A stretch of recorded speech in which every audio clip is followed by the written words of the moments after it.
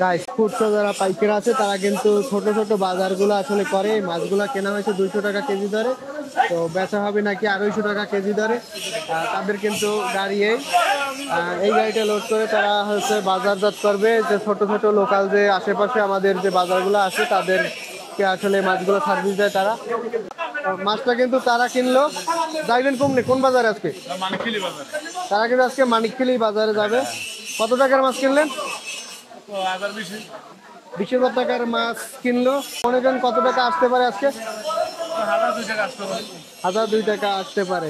তো যারা আসলে মাছের ব্যবসায় যুক্ত হতে চান অবশ্যই সকাল 6টার দিকে চলে আসবেন মাছের পল্টনে। তো এরকমের মাছগুলো কিনে ছোট ছোট বাজারজাত করতে পারেন, তো কিন্তু মোটামুটি অঙ্কের একটা লাভ আসে। হ্যালো এভরিওয়ান, পাথরঘাটা চরদানি মাছের নিলামে সবাইকে স্বাগতম। এখন বাজে হলো সকাল 5:30।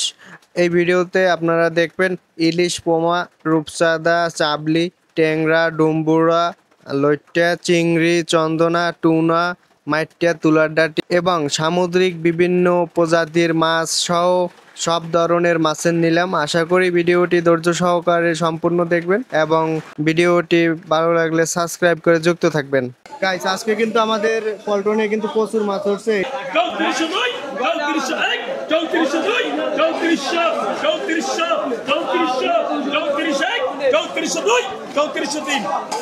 ডুম্বুরা মাছ 3400 টাকায় পাইলো। গাইস চাবলি মাছের নিলাম শুরু হলো 600 টাকা দরে। শেষমেশ বৌদি পাইলো 800 টাকায়, 20 কেজির মতো হবে। মাছের কিন্তু নিলাম শুরু হলো 3000 টাকা দরে, 5000 টাকা পর্যন্ত উঠছে। তো শেষ পর্যন্ত কত টাকায় বিক্রি হয় দেখা যাক। 6200 টাকা পর্যন্ত উঠছে।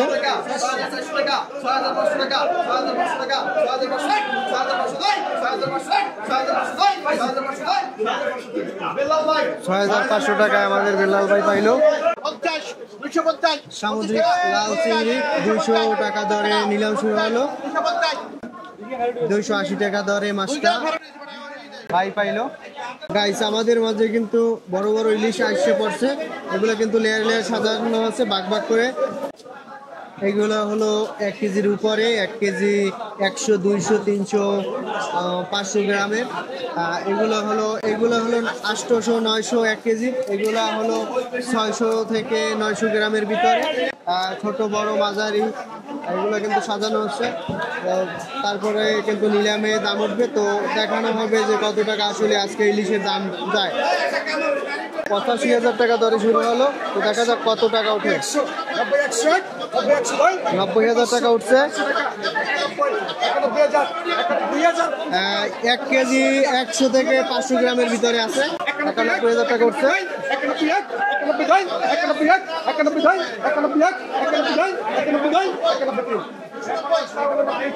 91,000 টাকা মাছটা পাইলো পলাশ ভাই। গাইস মাঝারি ইলিশের নিলাম শুরু হলো 20,000 টাকা দরে, 22,000 টাকা পর্যন্ত উঠছে। একটা মাছের ওয়েট হবে 400 থেকে 600 গ্রামের ভিতরে।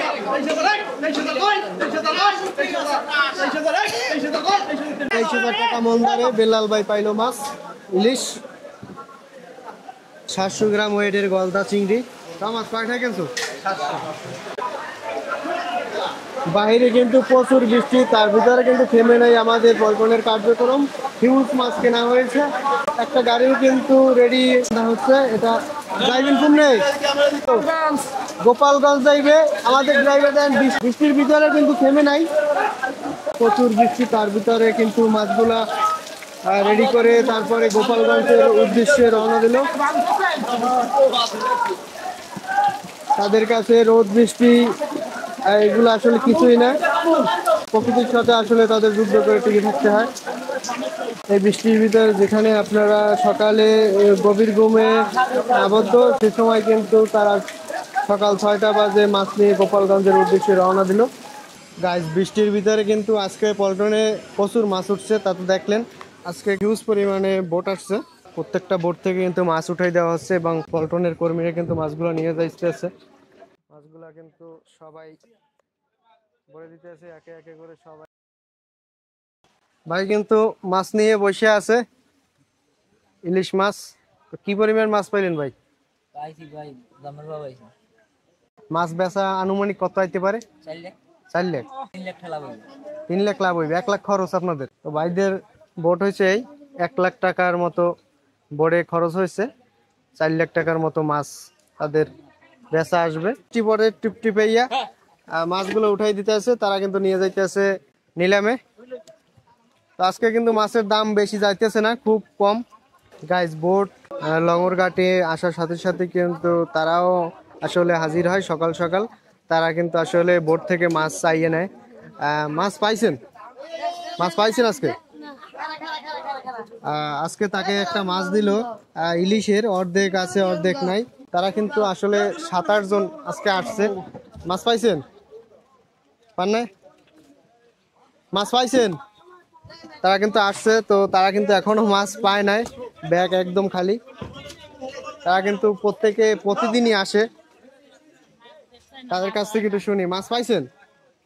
খাওয়ার মাছ হইবে, একদিন খাইতে পারবেন। তাতে পাইছেন? আপনি পাইছেন? তো দেখান তো, যা পাইছে তারা কিন্তু আসলে একদিনের মতো খাওয়া চলে যাবে, প্রায় আধা কেজির মতো মাছ। মনে করেন 3টে ছেলে মেয়ে, একটু বিয়ে অনার্স পরীক্ষা দেবে, একটু আগে সেকেন্ড ইয়ার পরীক্ষা দেবে, একটু এসএসসি পরীক্ষা দিয়েছে। স্বামী প্রতিবন্ধী, অনেক কষ্টের মধ্যে আছি। আমি ওই প্রথম 2টে মাছ 2টে চাইয়ে খাওয়ার মাছটা হয়, আবার 10টার সময় বাসা বাড়ি কাজ করি। অনেক কষ্ট পরিশ্রম করে, অনেক কষ্ট, 2 কিলোমিটার জায়গা হাঁটিয়ে আইতে হয়। তারা কিন্তু 2 কিলোমিটার পথ হেঁটে আসে, আসলে তাদের বাসা কিন্তু এখান থেকে একটু দূরে। প্রতিদিন কিন্তু তারা খুব কষ্ট করে আসে এবং তাদের কাছে আকুতি মিনতি করে যে তাদেরকে খাবার মাছ দেওয়ার জন্য। কেউ কেউ দেয়, আসলে কেউ দেয় না।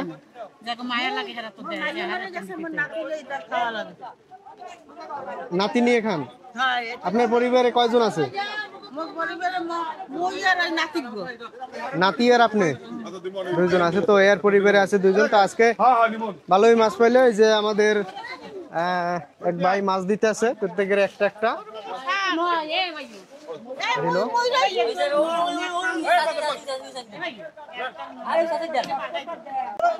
মাছ কিন্তু তারা দিল আস্তে আস্তে একটা একটা করে, প্রত্যেকের একটা একটা করে। পাইছেন? মাছ পাইছেন? খুশি? মাছ পাইছেন?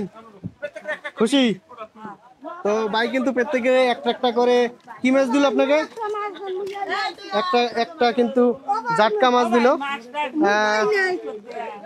দিদি পায় নাই, দিদির একটা মাছ দেন। মাছ কিন্তু আরো দিতে আছে। দিদি পায় নাই, আর একটা মাছ দেন। পায় নাই, দিদি পায় নাই, আকুতি মিনতি করতেছে। তো তার একটা মাছ এনে দেওয়া হলো।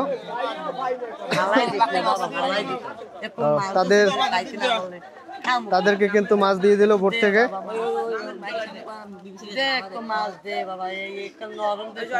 আজকে বোটের সংখ্যা হলো 5টা। তাদের কাছ থেকে জানি যে 5টা বোট থেকে কি মাছ পাইছে। আজকে 5টা বোট আসছে, মাছ পাইছেন কয়টা বোট থেকে? একটা বোট থেকে মাছ, 2টা বোট থেকে মাছ পাইছেন। আর 2টা মাছ আসলে তাদের মাছের উপরে ডিপেন্ড করে। যদি বোটে হিউজ পরিমাণে মাছ পায়, আসলে জেলেরাও খুশি থাকে, তাদেরকেও কিন্তু আসলে মাছগুলো দেয়। যত মাছ না পাইলে তাদেরকে দেবে কি, নাকি মন খারাপ থাকে। তো তাদের কিন্তু একটা বোট আসলে সমুদ্রে চালাইতে অনেক টাকা খরচ হয়। তো এগুলো কিন্তু মাছ বিক্রি করেই কিন্তু উঠাইতে হয়। তো আজকে এই পর্যন্তই। দূরে এবং কাছে যে যেখান থেকে দেখছেন, সবাই ফরাজি ফিশ ব্লগ ইউটিউব চ্যানেলটি সাবস্ক্রাইব করে যুক্ত থাকবেন। তো আল্লাহ হাফেজ।